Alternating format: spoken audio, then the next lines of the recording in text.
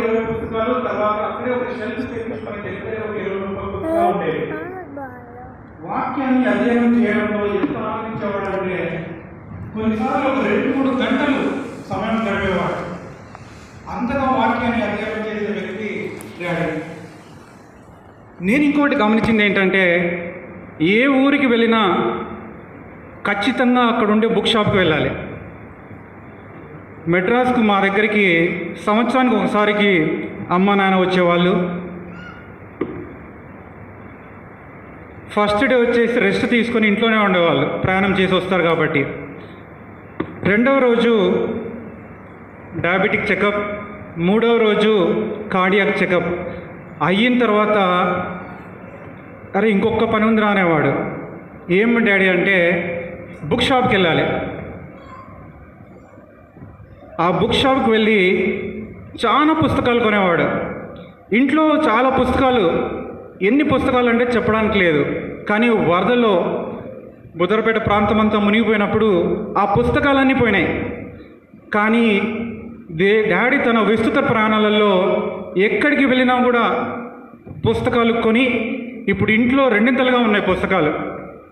వాక్యాన్ని సుదీర్ఘంగా చాలా లోతుగా అధ్యయనం చేసిన వ్యక్తి డాడీ. అధ్యయనం ఎట్లా చేశాడంటే, ఒక పెన్సిల్ తీసుకొని ఒకవైపు రెడ్ కలర్, ఇంకోవైపు బ్లూ కలర్, ఒకే పెన్సిల్కు అది ఎప్పుడు రెడీగా ఉండేది టేబుల్ పైన. అండర్లైన్ చేయని, రౌండ్ చేయని పదం అనేది లేదు బైబిల్లో. బ్లూ, రెడ్, తర్వాత సైడ్కి ఒక నోట్స్ తీసుకొని ఆ గడిపే సమయాన్ని అధ్యయనం చేసిన ఆ సమయము ఎక్కడ తెలిసేదంటే పుల్పిట్లో తెలిసేది. ఆ వాక్యంలో లోతైన సత్యాలు, వాక్యంలోని మర్మాలు చక్కగా వివరించిన వ్యక్తి డాడీ.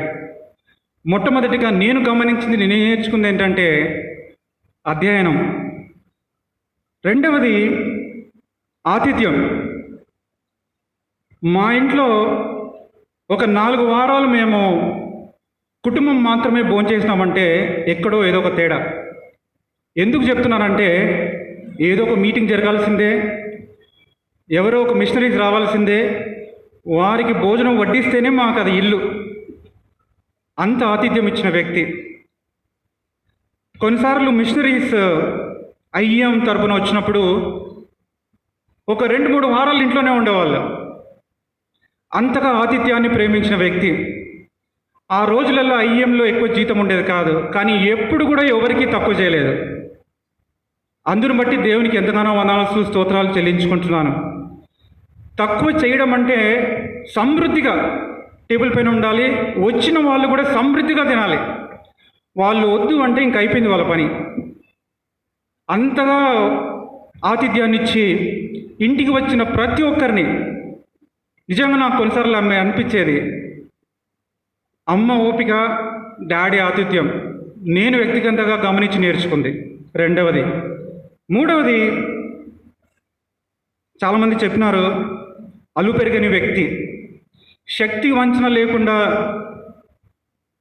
హెడ్ మాస్టర్గా, తర్వాత ఐఈఎంలో, తర్వాత ఈ సంఘ పరిచర్యలో అలుపెరగకుండా సేవ చేసిన వ్యక్తి డాడీ. హార్ట్ ఆపరేషన్ అయిన తర్వాత ఒక 3 నెలలు మాత్రమే ఏ పని చేయకుండా మా దగ్గర ఉన్నారు మెడ్రాస్లో.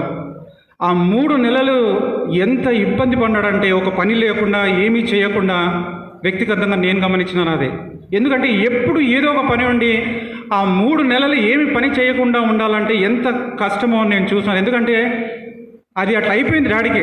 ఒక జీవన శైలి, ఎప్పుడు ఏదో ఒక పని చేయాలి, ఎప్పుడు ఏదో ఒక కార్యక్రమం ఉండాలి, దేవుని కొరకు ఒక పని చేయాలి, సేవ చేయాలి, పరిచర్య చేయాలని ఎప్పుడు ఆరాటపడుతుండే వ్యక్తి, అలుపెరగని వ్యక్తి. నేను సాధారణంగా చెకప్ కొరకు డాడీకి ఫోన్ చేసేవాడిని.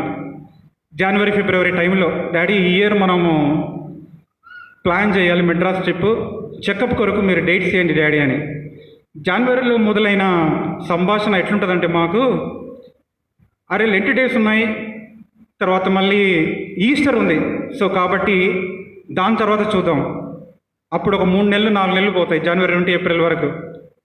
తర్వాత ఫోన్ చేస్తే అరే VPS ఉంది, తర్వాత మళ్ళీ టీచర్స్కి అందరికీ ట్రైనింగ్ ఇప్పించాలి, సండే స్కూల్ టీచర్లకు అందరికీ, అప్పుడు మీ అంత పోతుంది. డాడీ తర్వాత డేట్స్ ఎప్పుడు డాడీ అంటే జూన్, జూలై, ఆగస్టు వరుసగా ప్రోగ్రాంలు, ఏదో ఒక ప్రోగ్రాం ఉండేది. ఇంకా అక్టోబర్, నవంబర్, డిసెంబర్ అయితే చెప్పడానికి లేదు.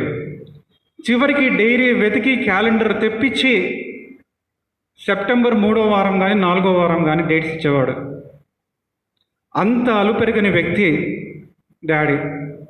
ఇది నేను వ్యక్తిగతంగా నేర్చుకుంది.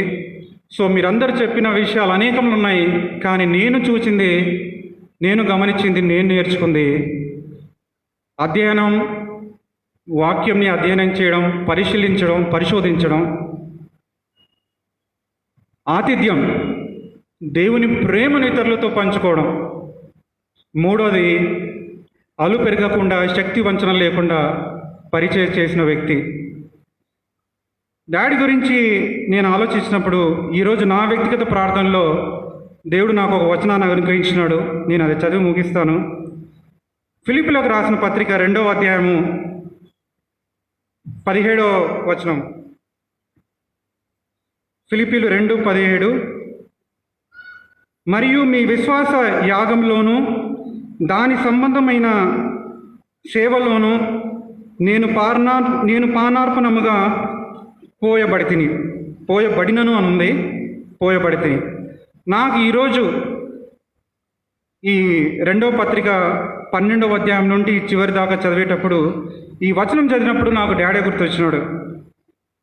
సేవలో, విశ్వాస యాగంలో దాని సంబంధమైన సేవలో నేను పానార్పణముగా పోయబడితిని.